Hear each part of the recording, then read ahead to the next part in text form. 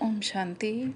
आज 30 अगस्त 2025 की बाबा की साकार वाणी है। बाबा कहते हैं, मीठे बच्चे, ज्ञान को बुद्धि में धारण कर आपस में मिलकर क्लास चलाओ। अपना और औरों का कल्याण कर सच्ची कमाई करते रहो। आज का प्रश्न है, तुम बच्चों में कौन सा अहंकार कभी नहीं आना चाहिए? उत्तर में बाबा कहते हैं, कई बच्चों में अहंकार आता है कि यह छोटी छोटी बालकियाँ अर्थात बहनें हमें क्या समझाएंगी। बड़ी बहन चली गई तो रूठकर क्लास में आना बंद कर देंगे। यह है माया के विघ्न। बाबा कहते हैं, बच्चे, तुम सुनाने वाली टीचर के नाम रूप को ना देख, बाप की याद में रहकर मुरली सुनो, अहंकार में मत आओ। बाबा कहते हैं, हम बच्चों में कभी कभी अहंकार आ जाता है कि छोटी छोटी जो बहनें होती हैं वो क्या मुरली सुनाएंगी। बड़ी दीदी चली गई तो फिर उठकर क्लास में आना बंद कर देते हैं। तो बाबा कहते हैं, ये माया की विघ्न है, क्योंकि हम सब जानते हैं कि सुनाने वाले कोई नहीं, बाबा स्वयं होते हैं। तो अगर हम बाबा की याद में रहकर मुरली सुनते हैं तो देखते हैं जो भी पॉइंट मेरे लिए होती है, मेरी स्थिति परिस्थिति से रिलेटेड होती है, वही पॉइंट मुझे टच होती है।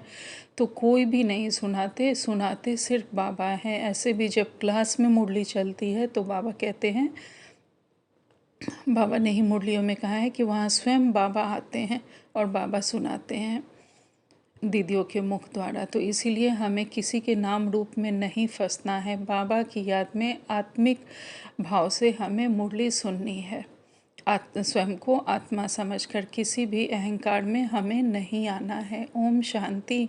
आज धारणा के लिए मुख्य सार में बाबा ने पहली पॉइंट कही है, ध्यान रखना है कि मुरली सुनते समय बुद्धि योग बाहर भटकता तो नहीं है। सदा स्मृति रहे कि हम शिव बाबा के महावाक्य सुन रहे हैं। यह भी याद की यात्रा है। अगर हम टेंशन रखते हैं कि हम शिव बाबा की मुरली सुन रहे हैं तो वो भी याद की यात्रा, अर्थात हम उतने देर बाबा को याद कर रहे हैं।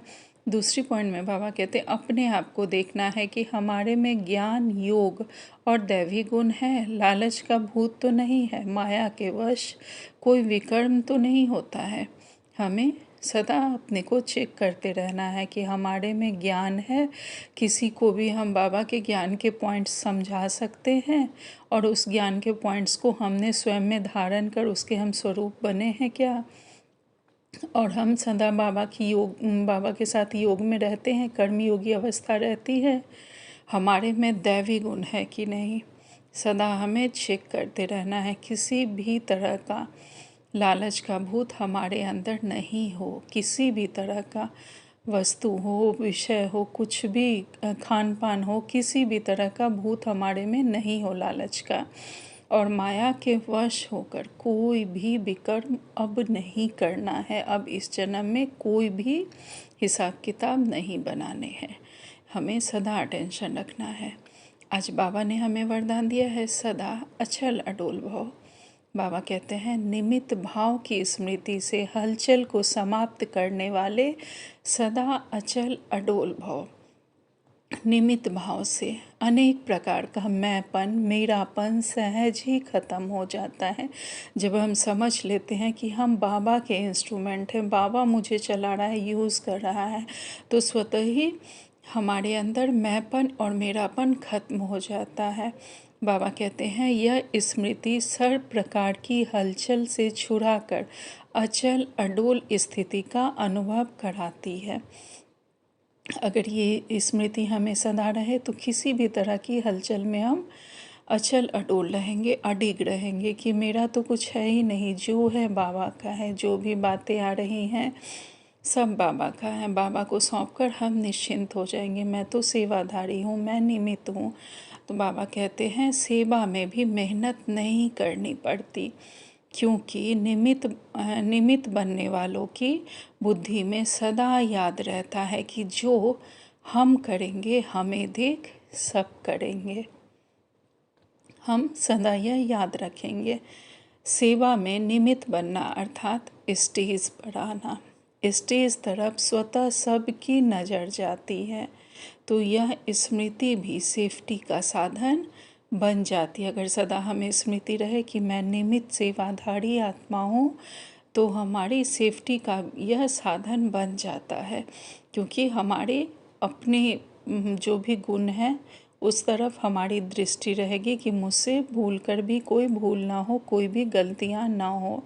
हम सदा बाबा की प्रत्यक्षता के निमित्त बने। आज स्लोगन में बाबा ने कहा है, सर्व बातों में न्यारे बनो तो परमात्मा बाप के सहारे का अनुभव होगा।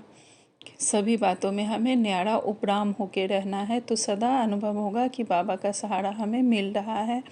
आज का व्यक्त इशारे हैं, वर्तमान समय भटकती हुई आत्माओं को एक तो शांति चाहिए और दूसरा रूहानी स्नेह चाहिए। प्रेम और शांति ही सब जगह अभाव है। प्रेम और शांति का सब जगह अभाव है। जो भी लौकिक वाले हैं, हम लोग देखेंगे कि सबको शांति चाहिए, रूहानी स्नेह चाहिए। तो बाबा कहते हैं इसलिए जो भी प्रोग्राम करो उसमें पहले तो बाप के संबंध से स्नेह की महिमा करो और फिर उस प्यार से आत्माओं का संबंध जोड़ने के बाद शांति का अनुभव कराओ। प्रेम स्वरूप और शांत स्वरूप दोनों का बैलेंस हो। अच्छा।